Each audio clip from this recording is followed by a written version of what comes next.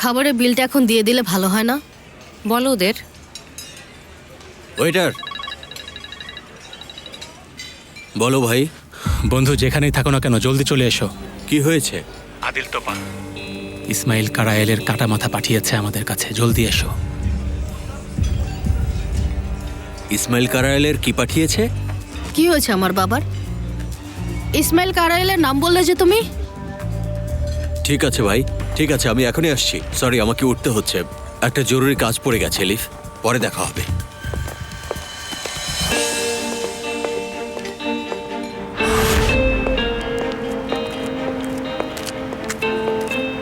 কি হয়েছে বলো আমাকে। আরে বাবা, বললাম তো তেমন কিছু হয়নি। ঠিক আছে, আমিও যাবো। আরে বললাম তো, তুমি সেখানে যাবে না। অবশ্যই যাবো, তুমি নিশ্চয়ই কিছু লুকাচ্ছ। আরে পাগল নাকি? চলো।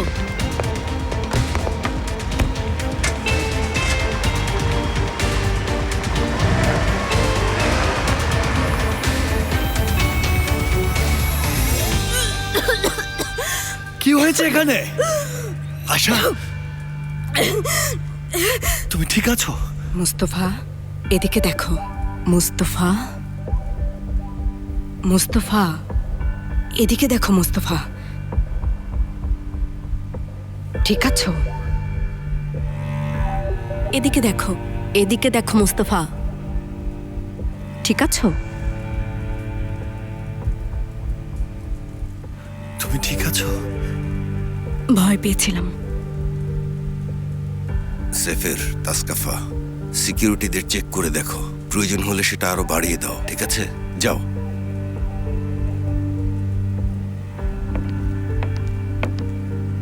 তোমরা আজ রাতে এখান থেকে কেউ কোথাও যাবে না।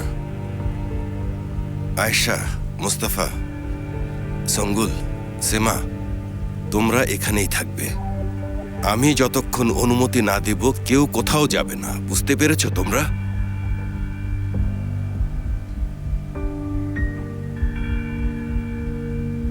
কাউকে আমি এটা নিয়ে যেতে বলছি। কি এটা?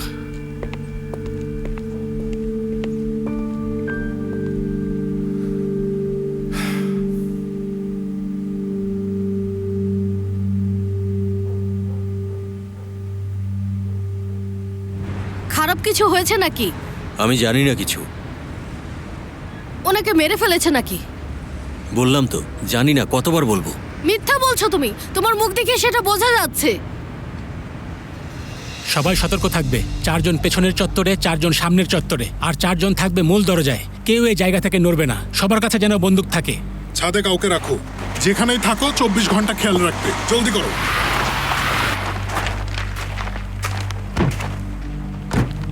ভাই, ওকে কেন আনলে?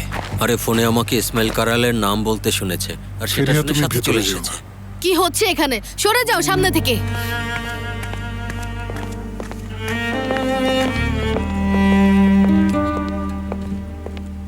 ফেরিয়া, কি করছো এখানে? তুমি কেন এখানে এসেছো? জুলফিকারের সাথে ছিলাম আমি, ওর মুখে ইসমাইল কারায়েলের নাম শুনলাম। কি হয়েছে?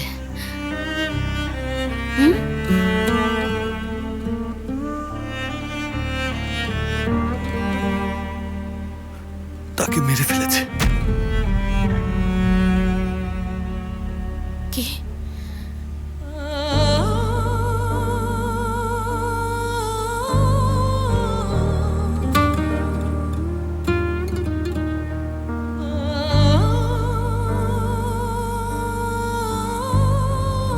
এখন সে কোথায়? এইমাত্র আমরা খবর পেয়েছি। কোথায় সে? ফেরিয়া, বললাম তো তোমাকে, সে মরে গেছে। কি করেছে এটা? কিভাবে এটা হতে পারে ভাইয়া? কিভাবে সম্ভব বলো আমাকে।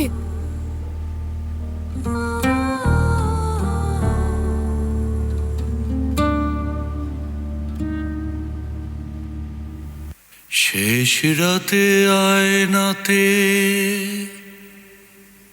ছবির মতো আমার মুখটা যেন আবার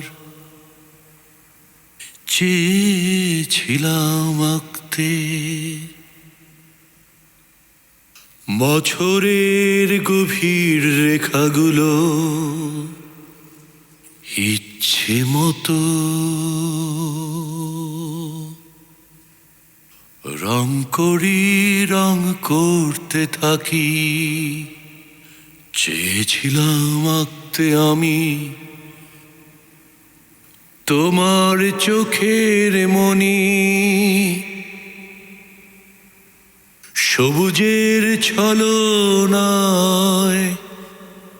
উষ্ণ গ্রীষ্মকাল, হাতের তালুতে গলিয়ে পড়ে, হাতের তালুতে গলিয়ে পড়ে সব, হাতের তালুতে গলিয়ে পড়ে, গলিয়ে পড়ে সব,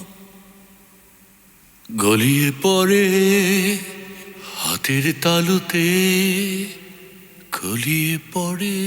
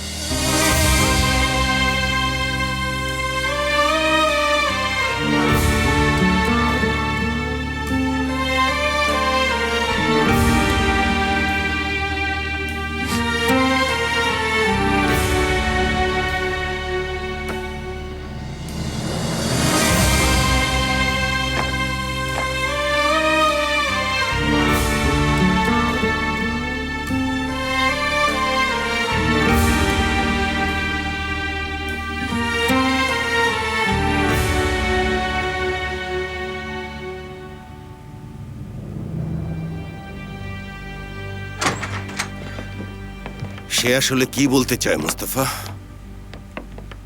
কিসের বার্তা এটা?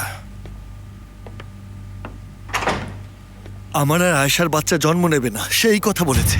সে আরো বলেছে বাহারির সাথে কোনো রক্তের সম্পর্ক হতে দেব না। মানে কি এটার? এটার মানে হলো এটাই, দেখলেন না সে কি করেছে? সে পুরোপুরি একটা পাগল। বাবা তাকে খুঁজে শেষ করে ফেলাটা ফরজ হয়ে দাঁড়িয়েছে। ভাই আমি তো কিছুই বুঝতে পারছি না। সে তার মাথা কেটে ফেলেছে। কি শোনো, ইসমাইল কারায়েলের মাথা কেটে ওই লোক এখানে পাঠিয়েছে। কি বলছো তুমি? হ্যাঁ, আয়শাকে আমি এখন কি বলবো? সে এখনো জানে ইসমাইল কারায়েলি আদিল তোপাল, এসবের কিছুই জানে না সে। আদিল যে ওর বাচ্চার জন্য অপেক্ষা করছে এটা তাকে কোনোভাবেই জানানো যাবে না। এটা জানলে দুশ্চিন্তায় পড়বে সে। এমনিতে আজ অনেক চাপ গেছে। জানি না আমি কি করব। এভাবে এখানে বসে নিশ্চয়ই অপেক্ষা করব না, তাই না? আয়েশাকে আমরা কিছুই বলবো না। আমিও ভেবেছি, কিন্তু সে এখানে থাকতে রাজি হবে না। বলো আদিল তোপাল জীবিত, আর সে আমাদের হুমকি দিচ্ছে। প্রয়োজনে আমি কথা বলবো। ঠিক আছে, আপনি যা বলেন।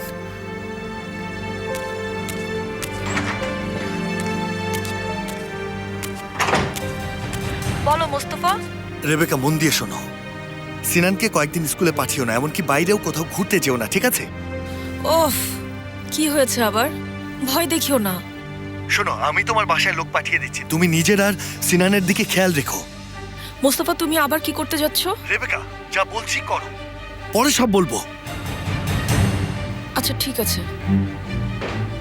মোস্তফা, ফেরিয়ার অবস্থা খুব খারাপ।